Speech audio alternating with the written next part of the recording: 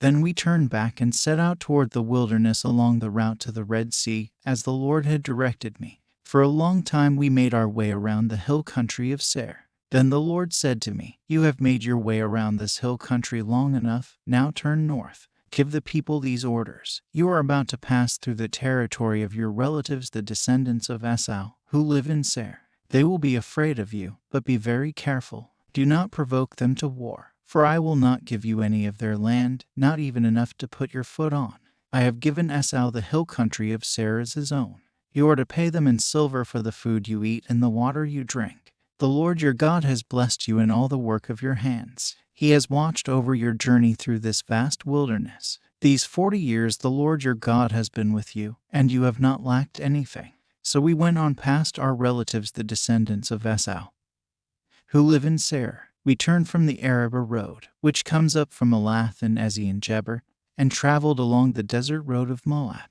Then the Lord said to me, "Do not harass the Moabites or provoke them to war, for I will not give you any part of their land.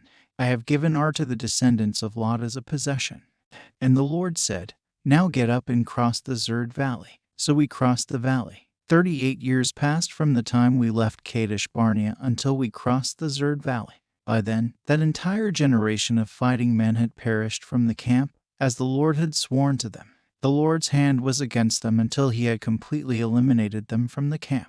Now when the last of these fighting men among the people had died, the Lord said to me, "Today you are to pass by the region of Moab at Ar. When you come to the Ammonites, do not harass them or provoke them to war, for I will not give you possession of any land belonging to the Ammonites. I have given it as a possession to the descendants of Lot.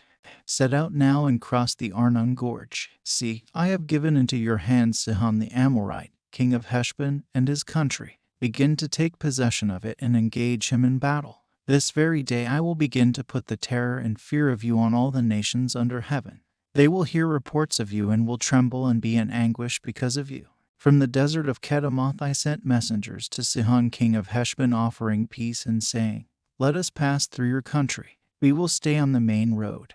We will not turn aside to the right or to the left. Sell us food to eat and water to drink for their price in silver. Only let us pass through on foot, as the descendants of Esau, who live in Seir, and the Moabites, who live in Ar, did for us, until we cross the Jordan into the land the Lord our God is giving us.' But Sihon king of Heshbon refused to let us pass through. For the Lord your God had made his spirit stubborn and his heart obstinate in order to give him into your hands, as he has now done. The Lord said to me, 'See, I have begun to deliver Sihon and his country over to you. Now begin to conquer and possess his land.' When Sihon and all his army came out to meet us in battle at Jahaz, the Lord our God delivered him over to us, and we struck him down, together with his sons and his whole army. At that time we took all his towns and completely destroyed them, men, women, and children. We left no survivors. But the livestock and the plunder from the towns we had captured we carried off for ourselves. From Aroer on the rim of the Arnon Gorge, and from the town in the gorge, even as far as Gilead, not one town was too strong for us. The Lord our God gave us all of them. But in accordance with the command of the Lord our God, you did not encroach on any of the land of the Ammonites, neither the land along the course of the Jabbok nor that around the towns in the hills.